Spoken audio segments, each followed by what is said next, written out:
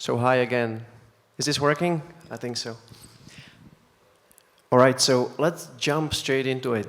Imagine you come to a coffee shop and you sit at a table, you take out a sheet of paper, and you start writing down what people are ordering. What you're especially interested in is what kind of takeaway coffee they take. And so what this coffee shop is offering is, well, the usual stuff, small, medium, and large coffee takeaway. And after a while, you start noticing that one of the sizes is outperforming the two others by far. Which one do you think it is? Who's for the medium one? All right, so I think you were the first one to say it. So imagine that you're sitting at this table and you somehow cannot understand why the hell is everybody taking the medium size. So you stand up and you get out and talk to the people who took the medium size. And you ask them, so why did you take the medium size? And what is the most usual answer, do you think? Go ahead. Exactly. The small one is too small, the big one is too big, the medium one is just the right size. But what happens if this coffee shop takes away the small one and adds a huge one to the offering? Now you keep on writing down what people are offering, and what do you think, which size is the most popular right now? Again, the medium one, which used to be the large one before. And again, you go to the people and you start asking them, so why did you take the medium one? And what do they say? They say the same answer. The small one is too small, the big one is too big. The medium one is just the right size. And this is exactly what I'm going to talk about. I love this example because it's super easy and it shows us two very important things from my point of view. The first one is that as a business, you shouldn't trust market research if it is done in a usual way. Because what customers tell you, it's just their rationalization of their decisions. But the decisions happen somewhere else. They happen subconsciously. Behavioral economics is studying the subconscious decisions, the shortcuts that we all have in our minds, the shortcuts which govern mainly all our decisions. It turns out research shows that 90 to 95% of purchase decisions happen subconsciously. Now, ask yourself the question, do you actually know how to communicate with the subconscious mind of your customers? Or do you usually just state all your benefits and you lower the price if you want to get more people to buy it? Because if you do so, you're only communicating with the rational part of their minds. I give you a better deal and more of you will take it. But do the math. Only 5 to 10% of decisions happen rationally. The huge rest happens subconsciously. So before I go on, I want to tell you a short story of a book which totally changed my life. And this happened, I was counting yesterday evening, I think 7 or 8 years ago. I'm not a psychologist, I'm not a sociologist, I'm not a behavioral economist, I'm a mathematician. I used to do actuarial mathematics, so insurance mathematics. And at the time I was studying in Copenhagen in Denmark, and I had always been interested in business, entrepreneurship, management, and I was reading a lot, and one day I stumbled across this book, Predictably Irrational by Dan Ariely. Have you ever heard of Mr. Ariely? Yeah? He's the most famous behavioral economist in the world. I mean, he's doing fascinating research, and all of you urge you, get the book, go through it. It's mind-blowing. It might change your life as well. And so I was living in this tiny stinky room with a mattress on the ground and a refrigerator in the corner and a stove on top of the refrigerator. And you can see me sitting on this mattress. Everything was smelling like scrambled eggs. And I was reading the book and being all fascinated by it.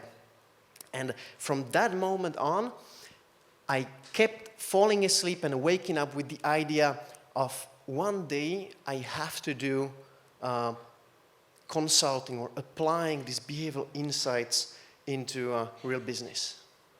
One day, I want to do the research, I want to do the experiments, I want to do the applications that Mr. Ariely is doing. I would love to collaborate with this guy. And remember this dream, because we'll come back to it in like 15 minutes. So, from that moment on, I basically spent all my free time studying about behavioral economics. I finished my studies. I got a job as an actuary in Vienna, actually.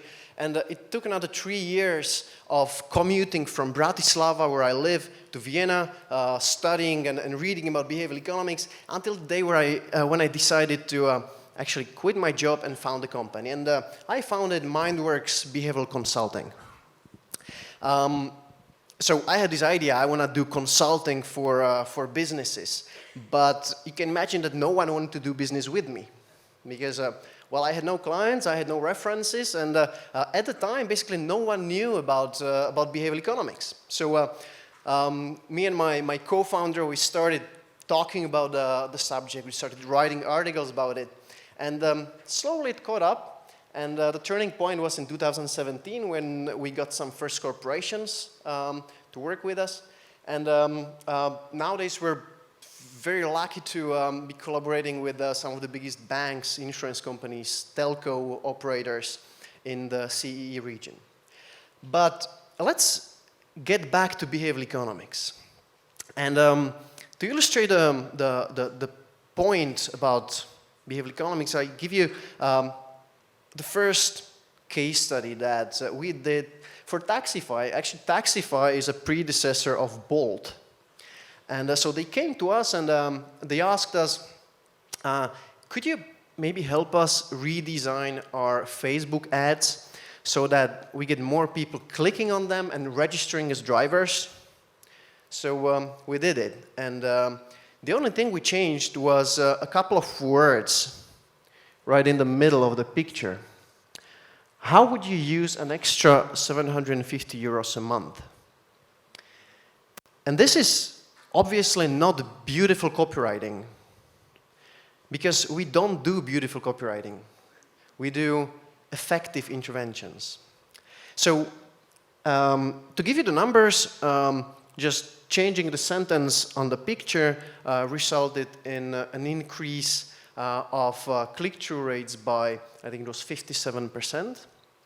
But the interesting part is, why the hell did it work? What is the underlying principle? And the underlying principle is something called the Endowment Effect. Now forget for a second about Facebook, and let's get to a different setup. Say you want to buy a new TV. So you go to the store, you're standing there in front of 15 different TVs, and the salesperson comes to you. And he asks you the usual question, how can I help you? And you give the usual answer, I'm just looking. Now, what if the salesperson came and asked you something different? What if she came and asked you, so what will you be watching most often on the TV? And now you start telling a story. You know, in 3 weeks, it's the Champions League final. I'm so looking forward to bringing all my friends in, and we'll have beers and we'll have a great evening, and I just hope that Tottenham wins. And suddenly, as you start telling the story, you start building an emotional connection with the idea. And suddenly, you don't want to give it up. And just by changing these few words, the salesperson increases his chances that you will actually buy something. And the same happened here. As the person started answering the question, because if you get a question, well, you start answering it in your mind. And so they started picturing, so how would I use these 750 euros a month? And they didn't want to give up the idea that they just pictured. So behavioral economics is a science about what drives perceptions, decisions, and behaviors. The important thing is science, because what we do is that we apply science into practice. We bring the scientific knowledge into business. We don't do bullshit. we do research and scientific insights applied into practice. And it gives us the tools to predict and, most importantly, influence customers' decisions. Now I'll give you another example of how a tiny change in communication increased conversions by 128%. This was a job posting website, and they came to us and asked us if we'd be able to help them. Well, first of all, I'll tell you the business model that they had. So they have all these jobs, and basically they get compensated whenever someone sends a CV through their website and the company hires this person. So obviously, the more CVs people send, the higher the chance that they will get the compensation. So our task was to increase the number of people who sent in the CV. So we thought, okay, a piece of cake. We'll just change the job ads, how companies describe the positions. But they said, no, sorry, I mean, you cannot touch those because the companies are in charge of the job ads themselves. You can only work with the website. Okay, so we thought, what should we do? So we dug into research. So we did an extensive research of different studies done in the field of basically human resources recruiting and the job seeking and so on and so on. And we combined that with all that we know about behavioral sciences, about consumer psychology, and we came up with a couple of ideas. And one of the ideas, well, we tested them all. And one of the ideas which worked basically like magic was something that you very well know from, for example, Booking.com, Amazon, and all the other websites. When you're buying something, they tell you how many people have already bought the same product, how many people are looking at this room. I mean, it's a coincidence that always you have like 20 people looking at the same room that you want to book on Booking.com. But if you think about it for a second, the setup of looking for a job is totally different. Because if you're looking for a job, and I tell you that already 50 people applied for the job, well, your chances go down. So logically, the more people apply, the lower the chance that I will get the job. But at the same time, behavioral economics tells us that, especially in situations of uncertainty, which looking for a new job definitely is, we tend to be influenced by what others did in a similar situation. So we convinced them to test just telling people how many CVs other people had already sent before them. And it turned out that just adding this little feature, this tiny feature, increased the conversions by 128%. Why? Because we understood what is the context, what is the situation in which the candidates or the potential candidates are, that they are in a situation of uncertainty, and we chose the one tool which is very well suited for these kind of situations, which is called social proof. These two interventions that we did, I mean, it looks kind of simple. It's just changing a few words. It's just adding one or two pieces of information. But it's just the tip of the iceberg. And before we actually come up with the solutions, there is something we call behavioral audit. It can last for months. And during the behavioral audit, we try to get in the minds of customers. We try to understand them. What are their motivations? What are their, actually much more importantly than motivations, what are their fears, their uncertainties, which are going through? What are their current habits? How are they interacting with your product? Because if you don't understand that, you can never ever design good solutions. And how we do it? Well, we observe them. We conduct interviews. We conduct focus groups. We look at the data. And so this is the first phase of our project's behavioral audit. After the behavioral audit, you have a rather nice picture of what's going on in their minds. And then if you combine this knowledge with the insights from behavioral sciences, you can come up with beautiful solutions which are quite easy to implement, which don't cost a lot of money, and which can work like magic. But these insights are not only applicable in marketing and sales.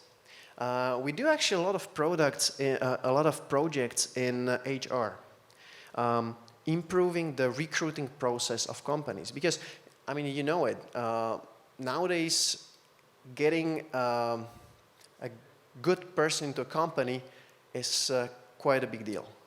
So you're not choosing anymore, but the candidates are usually choosing which company they want to go into. So it's so much more important to have the entire recruiting process well optimized. And so what we do is that we help them from designing the content of their job ads to the recruiting interview. What should you ask? What should be the individual steps of the recruiting process? And we did exactly for one of our clients. The whole project took a year. We were observing the recruiters at interviews. We talked to them. We interviewed the candidates who got the job. We interviewed those who refused to come to the company. And we came up with a whole new structure of the recruiting interview. And it was filled with all kinds of behavioral insights. But my favorite, the one that stood out, is something that we call the Principle of Reciprocity. The Principle of Reciprocity is very, very basic. If I do something for you, you'll have the tendency to reciprocate. But so how do you do that in the setup of a job interview? Well, the way a usual interview looks like is that me as a candidate, I come into a room and they start asking questions and more questions and more questions. Then they say a few words about the position, maybe the company, and well, that's basically it. We told them, what if we reversed it? So before you start asking questions, present yourself. Who are you? So that the person feels more safe. And we exactly told them how they should present themselves. That they should disclose something personal. Just like I did at the beginning. Remember my tiny room in Copenhagen which smelled like scrambled eggs. I try to tell you something personal from my life.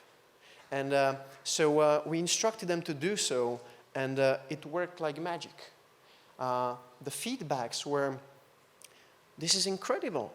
The candidates are suddenly so much more open, and the entire atmosphere of the interview is so different. And well, they rolled it out to dozens of their branches, and it was a very successful project. I want to ask you, do we have the results? I mean, not all of you, because you were not here from the beginning of this block, but some of you did a small experiment. And now I want to show you the results. So I asked you two questions, and we divided you into two groups. One's on the right side, the one's on the left side. And we asked you basically two questions. The first one was, how much would you be willing, how much maximum you would pay for these three items: wireless keyboard, hand blender, winter leather gloves.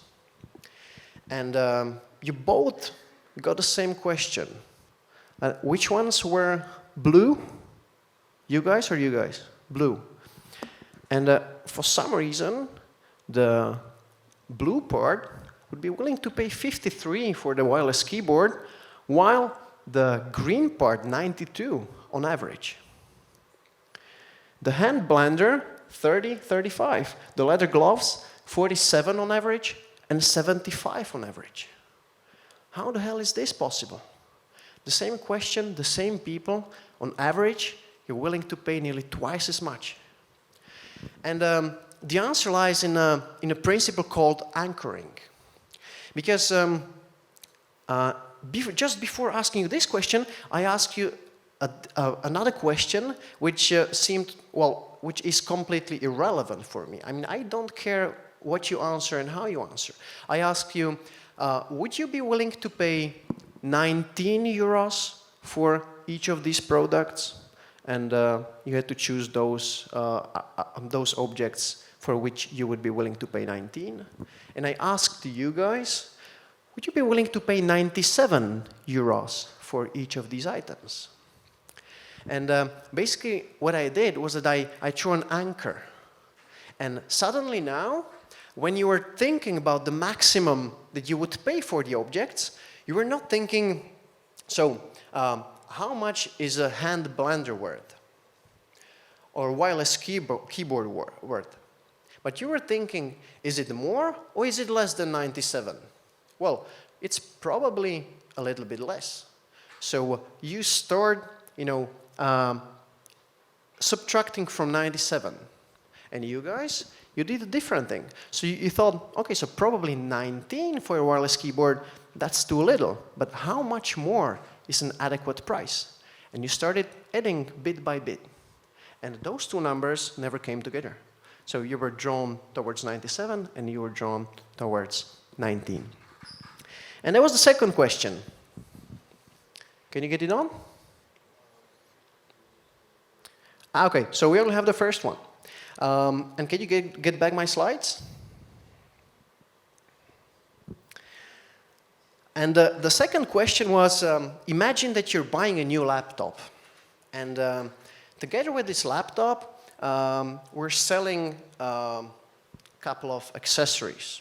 There were 5 items. And again, one part, I asked, which of the accessories you want to buy together with the laptop? And the second part, I asked, which of the accessories you don't want to buy together with the laptop? So in a rational world, it's exactly the same question.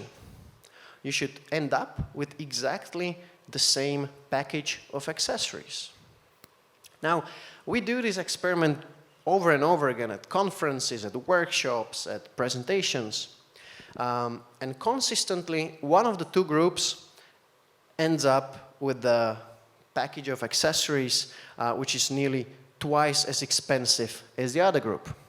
So which one do you think it is? The ones who had to choose which ones they want, or those who had to choose which ones they don't want? So who thinks it's those who basically crossed out those that they don't want? And you're right. Just asking the question in a little bit different way makes people choose differently. And this is the power of behavioral insights. If you know how people make decisions, if you know what's happening in our subconscious minds, well, you can become much more effective. You can become a much more effective communicator, marketer, salesperson, manager, whatever. Because everywhere where people make decisions and you need to change those decisions, then behavioral insights can be a huge help.